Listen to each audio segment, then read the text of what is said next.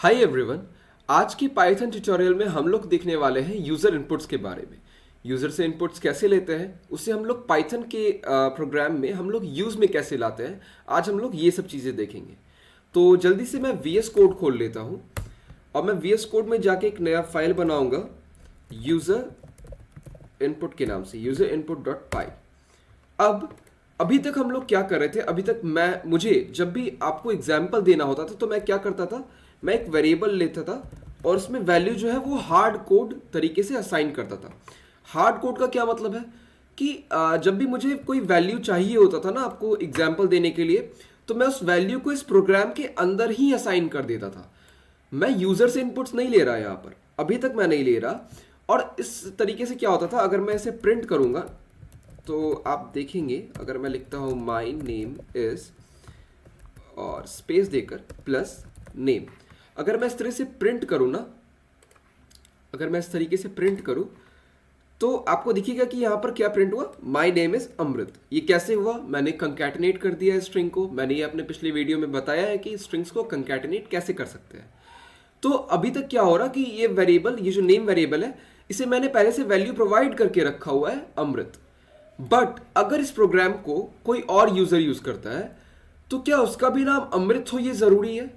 ऐसा नहीं है, यूजर का नाम कुछ भी हो सकता है और मुझे प्रोग्राम को उसी तरीके से बनाना है जिससे हर यूजर उसे अच्छे से यूज कर पाए। तो इसके लिए मैं वैल्यूज को, जो वैल्यूज यूजर से लेने हैं उसे मैं हार्ड कोड तो नहीं कर सकता। तो यहां पर इनपुट का कंसेप्ट सामने आता है।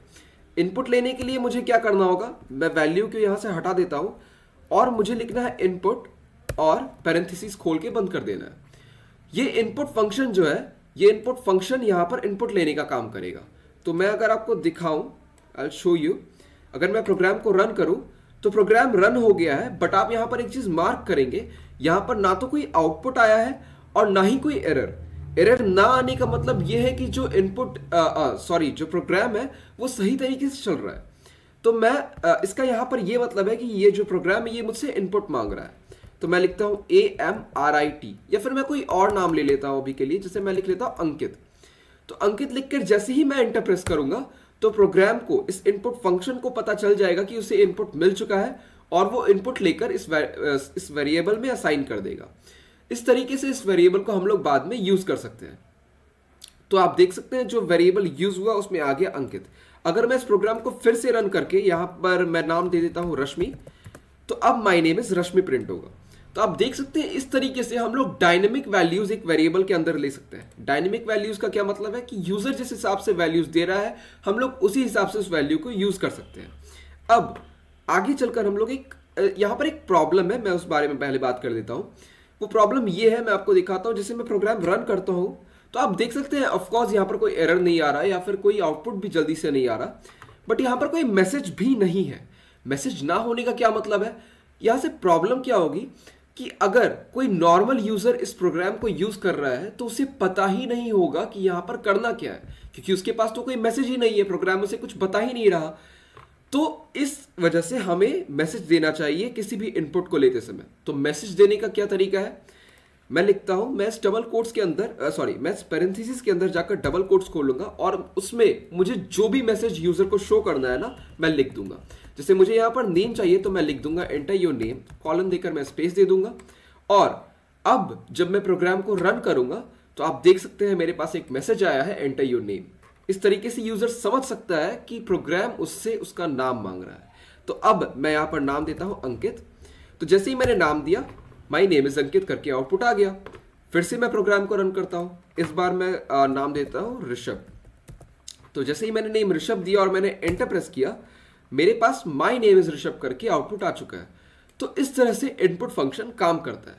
लेकिन क्या हर डेटा टाइप के लिए इनपुट फंक्शन इसी तरह से काम करता है? तो ऐसा नहीं है और हम देखेंगे क्यों। तो इसके लिए एक एग्जांपल है, मैं लिख लेता हूं num1 is equal to input और मैं मैसेज दे देता हूं एंटर फर्स्ट नंबर। ठीक है, इसी तरह से मैं दूसरे नंबर को ले लेता हूं और मैं चाहता हूं कि इन दोनों नंबर्स को मैं ऐड करके रिजल्ट दिखा सकूं। हम ऐसा कर सकते हैं, कैसे कर सकते हैं, wait I will show you. हाँ, अब मैं एक प्रिंट वेरिएबल के अंदर लिखता हूं num1 प्लस num2। ऐड करने के लिए हम लोग अरिथमेटिक ऑपरेटर इस प्लस साइन का यूज कर रहे हैं। मैंने ऑपरेटर्स के बारे में भी आपको पिछले वीडियो में बताया है, तो आप वहां से देख सकते हैं। अब मैं प्रिंट num1 प्लस num2 जैसे ही लिखूंगा तो होना ये चाहिए कि जो भी दो नंबर्स मैं प्रोवाइड करूं वो ऐड हो जाए। मैं चाहता हूं प्रोग्राम से कि प्रोग्राम ऐसा ही करे, बट क्या ऐसा ही होगा? तो मैं आपको दिखाता हूं प्रोग्राम रन करके। मैं यहाँ पर रन करता हूं, मुझसे पहला नंबर मांगा जा रहा है, मैंने दिया 10। मुझसे दूसरा नंबर मांगा जा रहा है तो मैं 20 दे देता हूं, और मैं जैसे ही इंटर प्रेस करूंगा तो ऐड होना चाहिए था, बट यहां पर ऐड नहीं हुआ। ये दोनों नंबर्स कंकैटिनेट हो गए, बट नंबर्स के साथ तो ऐसा नहीं होना चाहिए। मैंने बताया था कि सिर्फ स्ट्रिंग्स ही कंकैटिनेट होते हैं, नंबर्स कंकैटिनेट क्यों हो रहे? क्योंकि मैंने आपको बताया था कि जब मैं लिखता हूं 10 और जब मैं स्ट्रिंग्स के अंदर लिखता हूं 10, इन दोनों में एक बड़ा डिफरेंस है। क्या? ये जो 10 है ना, इसका टाइप है इंटीजर, और ये जो 10 है जो डबल कोट्स के अंदर आ गया है, इसका टाइप है स्ट्रिंग। तो जब इनपुट फंक्शन कोई भी इनपुट लेता है यूजर से, तो उसका जो डिफॉल्ट डेटा टाइप होता है ना, वो टाइप होता है स्ट्रिंग। वो इंटीजर या फ्लोट या किसी और डेटा टाइप में नहीं लेता, वो उसे स्ट्रिंग के टाइप में लेता है। तो अगर मुझे स्ट्रिंग को कन्वर्ट करना है इंटीजर में, तो मैंने आपको ये पहले बताया है कि ऐसा हम कैसे कर सकते हैं। तो मुझे क्या करना है, जो भी इनपुट हम ले रहे हैं उसे हम इंट मेथड से घेर देंगे। मैंने आपको बताया है कि जब हम इंट मेथड से घेरते हैं तो क्या होता है, जो भी इंट के अंदर हम वैल्यू प्रोवाइड करते हैं उसे वो इंटीजर डेटा टाइप में कन्वर्ट कर देता है, चाहे वो किसी भी डेटा टाइप में। तो अब हम लोग दोनों वैल्यूज को, दोनों इनपुट्स को हम लोग इंट अगर मेथड में घेर दे, तो उसके बाद num1 और num2 को हम लोग जोड़ सकते हैं।